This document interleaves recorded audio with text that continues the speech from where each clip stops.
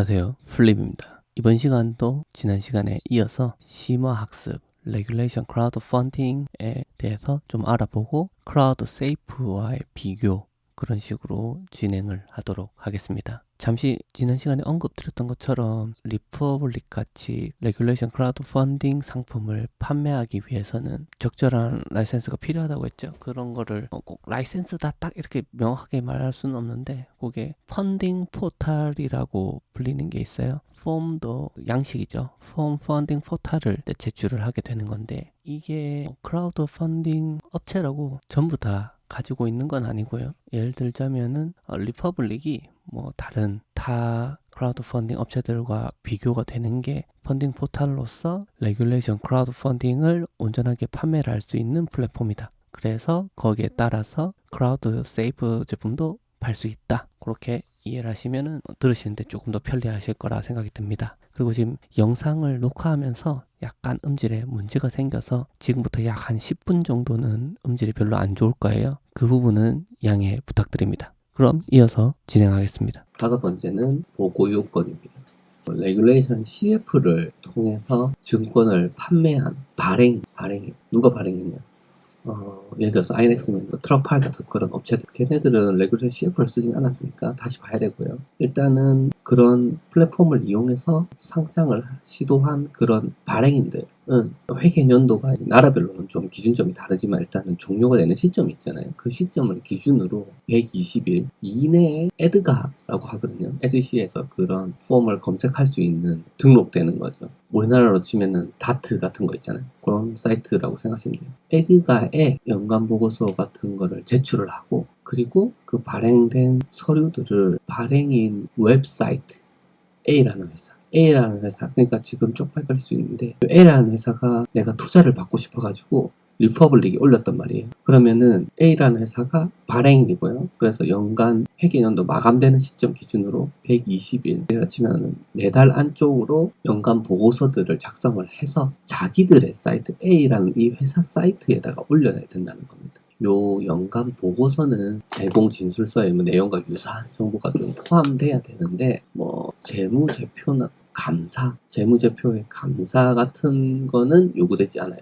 그리고 요 조건은 발행인이 요 오픈을 한 리퍼블릭이나 이런 데서 오픈을 한 게 이제 클로즈 할 때까지 그때까지 보고 요건을 똑같이 맞춰서 계속적으로 보고를 해야 된다. 그렇게 생각하시면 돼요. 감사의 검토 요구가 되지 않는다고 안 해야 된다는 의미는 아니고요. 당연히 감사를 뭐 한영이나 뭐 회계 업체들 많잖아요. EY 한영이나 뭐 그런 데서 받는다면 뭐 좋은 일이겠죠. 뭐 예를 들어서 INX 같은 경우는 EY 한영으로 받고 있거든요. 아무튼 간에 그런 회사들이 실제로 자기 사이트에 공시를 해도 그것 또한 면제 조건이기 때문에 투자자 본인이 직접 챙겨야 된다. 그 점을 한 번 더 강조드리고 싶습니다. 그리고 뭐가 있냐면 홍보 및 광고 못하거나 어드버타이징하는 그런 홍보 및 광고에 대해서도 제한사항이 있어요. 레귤레이션 CF 이런 거를 조금 주의해야 되는 부분이 뭐냐면 아무데나 내가 어떤 사업을 발행했다 상장했다 한다고 아무데나 막 홍보를 할 수 없어요.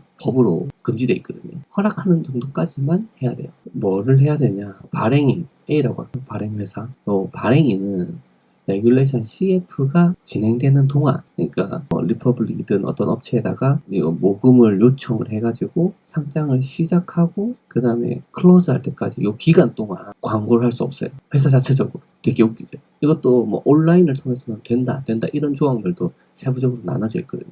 일단은 그렇게 하면 안 되고 그럼 어떻게 해야 되냐? 광고를 해야겠는데 요 리퍼블릭이라 칩시다. 그럼 리퍼블릭으로 투자자를 요 안내하는 정도까지만 할 수 있어요. 아, 우리 상품이 있는데 진짜 잘 나왔는데 이거 리퍼블릭에 상장했어. 너희 한번 볼래? 요 정도까지 가능하다. 그러니까 그게 어떤 거냐? 조금 더 구체적으로 보면은 첫 번째로 발행인이 증권법에 맞춰가지고 그런 진행이 되고 있다라는 점을 밝히고 그걸 갖다가 리퍼블릭에 혹은 INX 같은 플랫폼의 중개인 플랫폼이죠. 이 중개인 플랫폼으로 안내하는 링크를 공개한다. 그리고 두 번째로 제한의 조건 우리 상품 이렇게 준비되어 있어서 네가 돈을 이렇게 투자해봐 조건들 제공되는 증권의 양, 성격, 가격, 마감일이 어떻다 그런 정보들을 광고할 수 있고요. 세 번째는 발행인의 그런 법적인 신호 알아야 되겠죠. 누가 발행을 했는지. 그리고 사업 위치에 대한 사실 정보. 그러니까 사업장이 어디에 있다 하는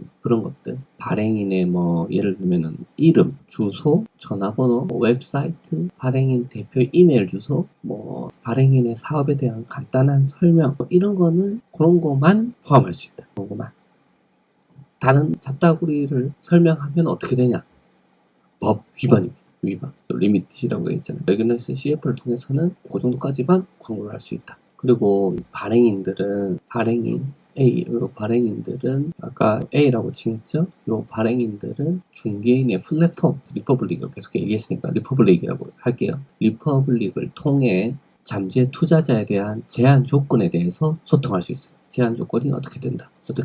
그리고 요 자신의 요 크라우드 펀딩의 제안을 홍보를 또 해야 될 거 아닙니까? 요 발행인은 많이 모금을 해야 되니까 그런 걸 갖다가 홍보를 하기 위해서 다른 사람한테 보상을 제공할 수 있어요. 예를 들면은 뭐 저도 될 수 있는 거죠. 그런 인플루언서나 혹은 마케팅 전문 업체들 그런 애들한테 보상을 할 수 있어요. 그리고 마지막으로 발행인은 홍보하는 사람 그 홍보자라고 하죠. 홍보를 하는 이 각 그런 커뮤니케이션의 보상이 어떤 식으로 이루어지는지 이걸 갖다가 구매를 했을 때 보상이 뭐 예를 들면 이런 거예요. 배당을 할 수 있는 상품인데 1년에 한 번 된다. 등등 그런 것들. 그거를 명확하게 커뮤니케이션에 공개를 하도록 합리적인 조치를 취해야 된다. 누가 발행인 이해되시죠? 이 입장에서 되게 중요한 이야기입니다. 이걸 한번 생각을 해보셔라. 그리고 마지막일 것 같은데 재판매에 대한 그거에 대해서도 제한이 있어요. 이게 한번 구매를 A라는 발행인이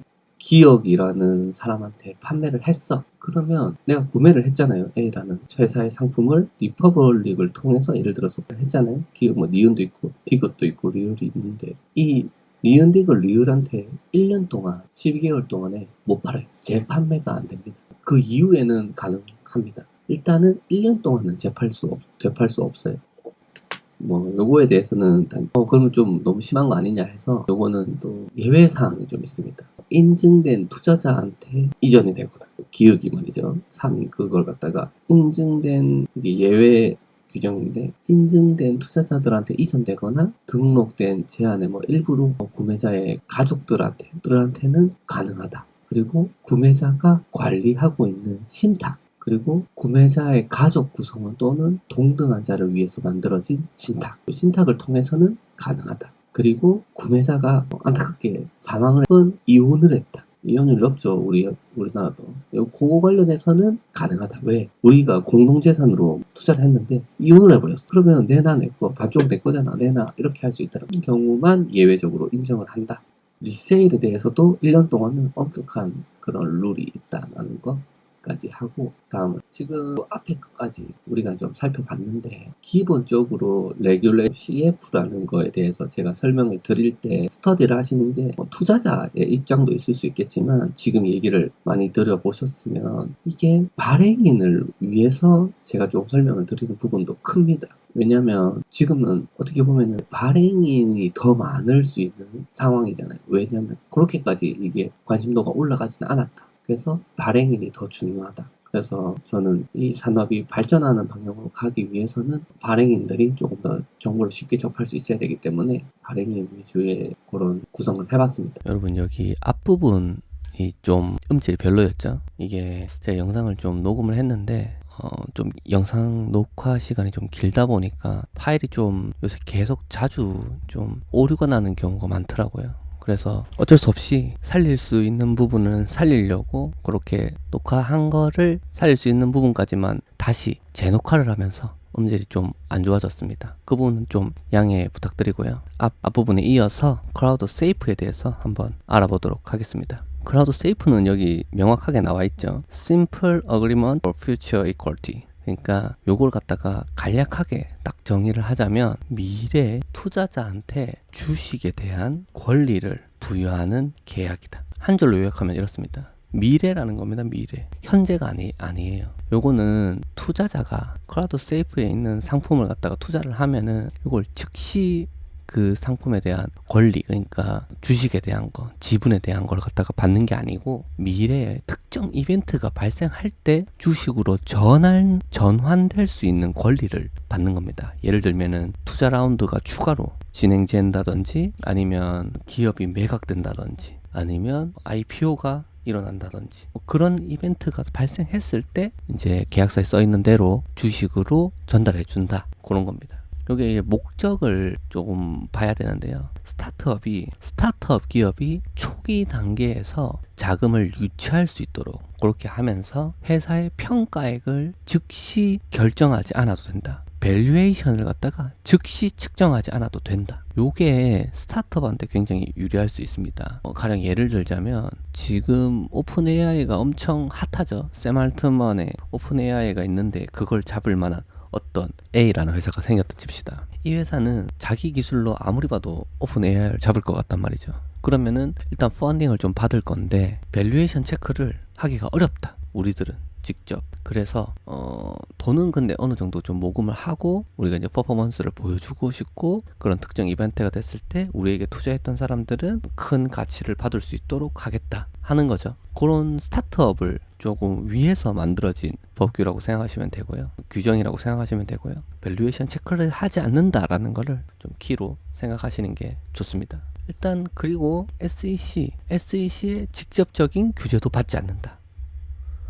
그것도 생각하셔야 돼요. 왜? 면제니까. 면제라서 그런 겁니다. 그리고 이 크라우드 세이프는 일반적으로 레귤레이션 크라우드 펀딩, 그러니까 레귤레이션 CF에 대부분 따릅니다. 여기서 파생돼서 나왔다고 보셔도 돼요. 그렇기 때문에 레귤레이션 CF가 SEC의 규제를 받지 않지 않습니까? 레귤레이션 CF가 그러니까 SEC 면제 조항 중에 한 개이기 때문에 마찬가지로 크라우드 세이프도 SEC의 영향을 받지 않는다.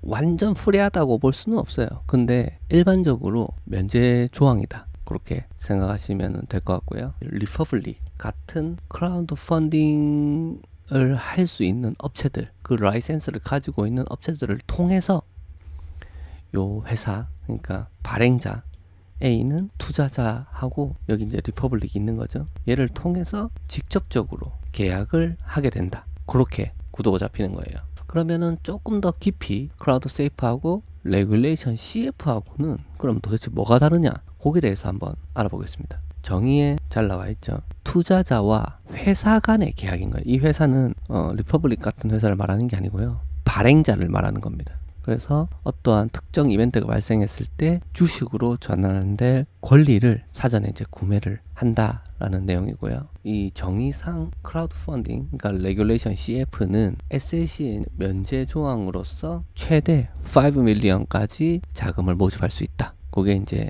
레귤레이션 CF의 가장 큰 특징이다 라고 할 수가 있고요. 레귤레이션 CF를 따른다 라고 보시면 되고요. 요거는 아까 전에 설명을 쭉 드렸기 때문에 생략하겠습니다. 발행 조건은 이제 가장 중요한 거는 저는 발행 조건이라고 생각하거든요. 특정 이벤트가 발생할 때만 주식으로 전환된다. 그래서 쉽게 말해서 주주가 되거나 소득을 받지 않을 수도 있다. 그러니까 지금 우리가 투자를 한다는 게 무조건적으로 내가 주주가 된다는 계약은 아닐 수도 있다는 거예요. 실패할 수도 있다는 얘기입니다. 그 부분이 좀 중요하다라고 저는 생각을 합니다. 반면에 레귤레이션 CF는 주식이나 채권이나 지분이나 다양한 형태로 투자를 할 수 있고요. 투자를 하는 즉시 주주가 되거나 채권자가 될 수 있다. 레귤레이션 CF를 통하면은 즉시 내가 어떤 투자하는 만큼 투자한 회사에 대한 지분을 가져가는 거고요. 크라우드 세이프는 그렇지 않다. 특정 이벤트가 발생할 때만 해당한다라는 거를 말씀을 드리겠습니다.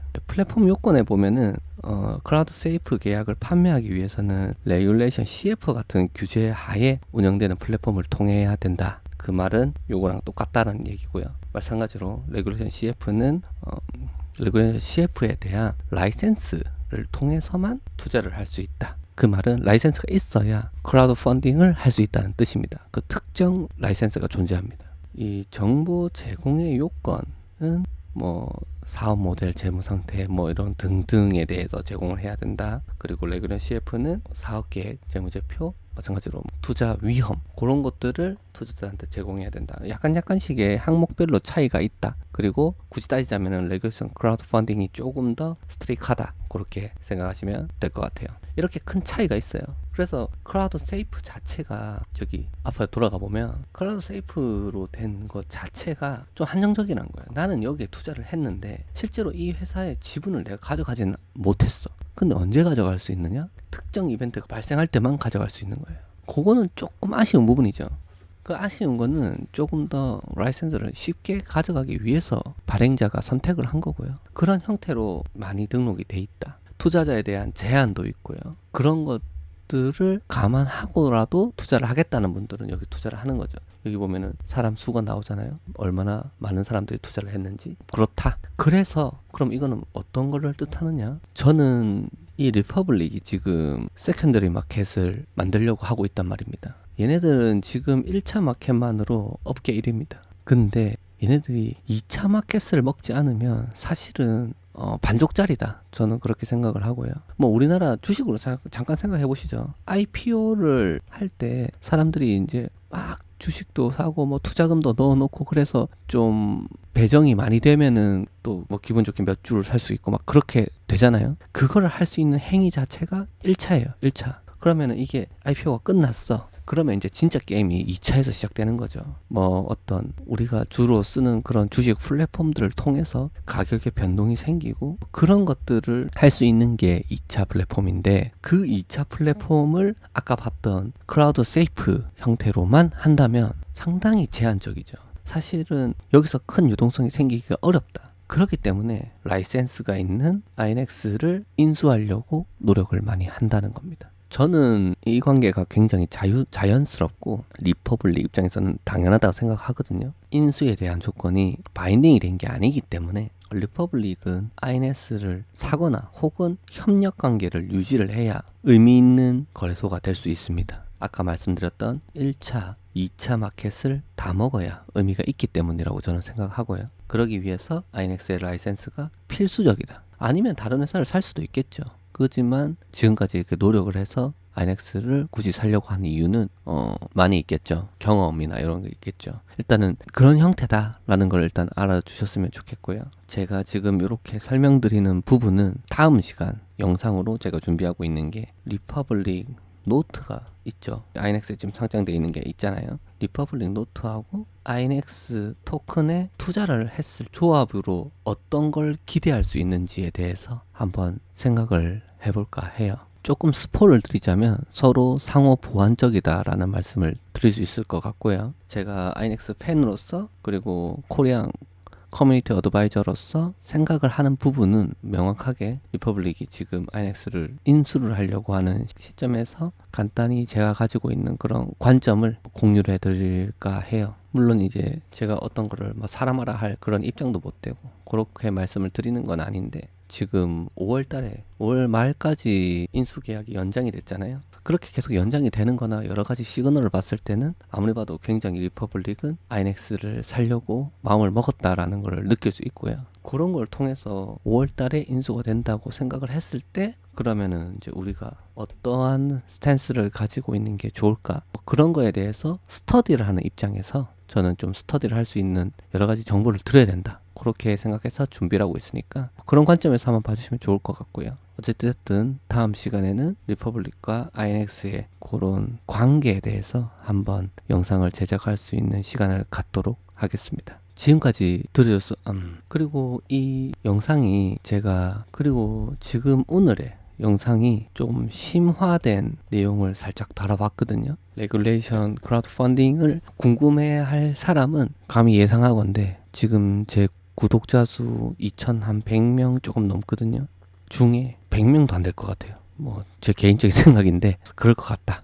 관심 있는 분들이 좀 많이 있겠지만 굳이 심화된 내용까지 알려고 하지는 않는다. 근데 제가 이 심화된 영상을 제작을 한다고 하면 좀 노력이 많이 들어요.